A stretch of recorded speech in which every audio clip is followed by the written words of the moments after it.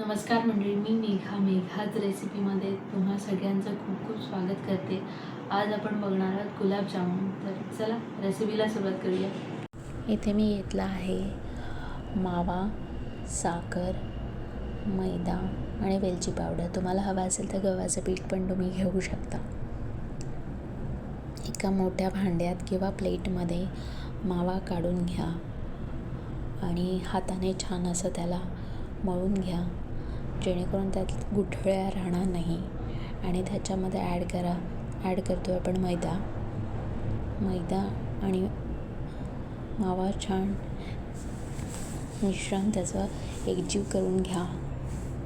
करून छान मळून घ्या. छान असा सॉफ्ट होईपर्यंत मळून घ्या.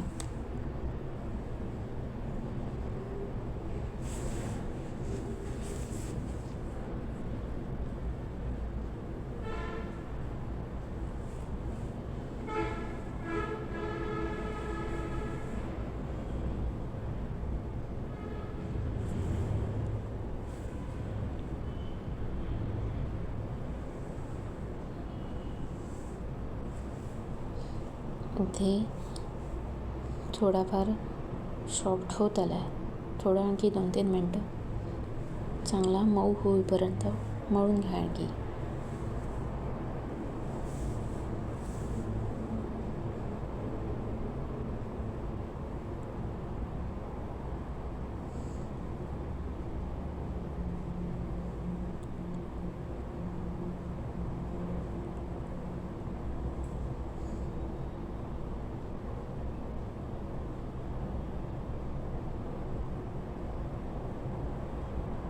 इथे आपलं पीठ छान मऊ झालेलं आहे.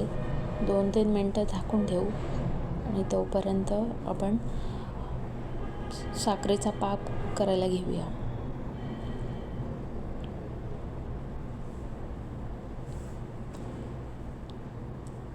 गॅसवर ठेवलं आहे इथे मी पातेल्यात 1.5 कप पाणी टाकते आहे.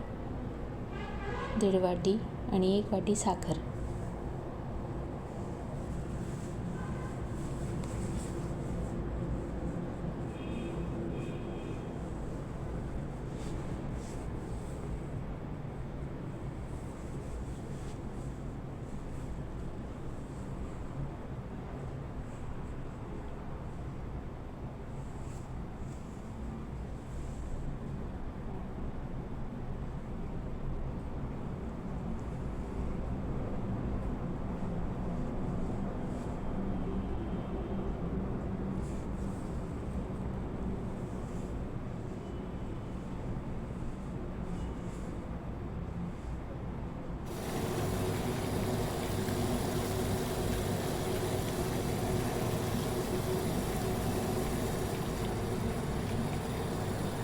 साखरेचा पाक आपल्याला फारसा घट्ट नको आहे, थोडाफार चिकट हवा आहे.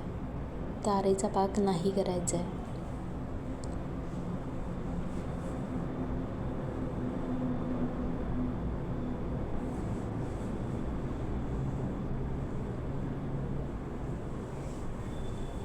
आणि त्याच्यात ॲड करायची वेलची.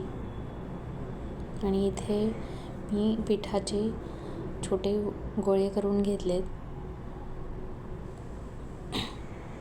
आणि इथे गॅसवर कढईमध्ये तूप टाकून ठेवलं आहे. तूप किंवा तेल तुम्हाला हवं असेल तसं घेऊ शकता तुम्ही तुमच्या आवडीनुसार. मी इथे तूप घेतलं आहे.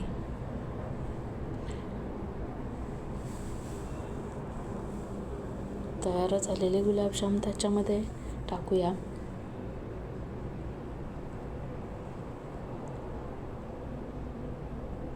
आणि इथे गॅसची फ्लेम मीडियमच ठेवायची आहे, नाहीतर गुलाबजामुन जळून जाणार.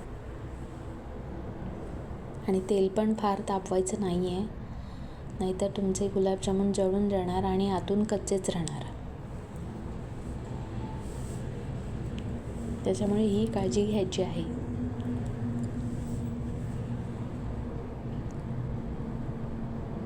आणि गुलाबजामुन तेलात टाकल्या लगेचच पलटी करायचे नाही आहेत, थोड्या वेळाने पलटी करायचे आहेत, नाहीतर ते फुटून जाणार.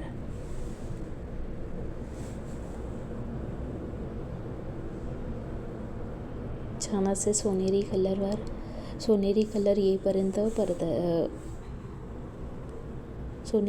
येईपर्यंत छान असे हे करून घ्यायचे.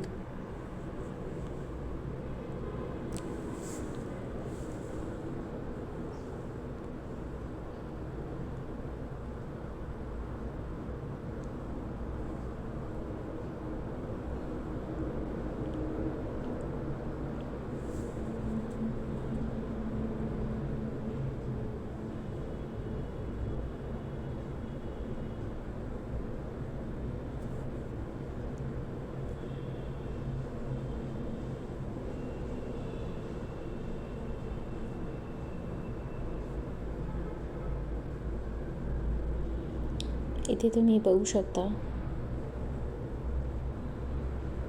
हा कलर येईपर्यंत छान असेल. आणि इथे लगेचच गरम गुलाबजाम पाकात टाकायचे आहेत. आणि 5 ते 6 तास तुम्हाला त्याच्यामध्ये भिजत ठेवायचे आहेत, किंवा रात्रभर तुम्ही ठेवू शकता. इथे मी रात्रभर ठेवले होते आणि इथे तुम्ही बघू शकता छान गुलाबजाम आपले तयार आहेत. आवडत असेल तर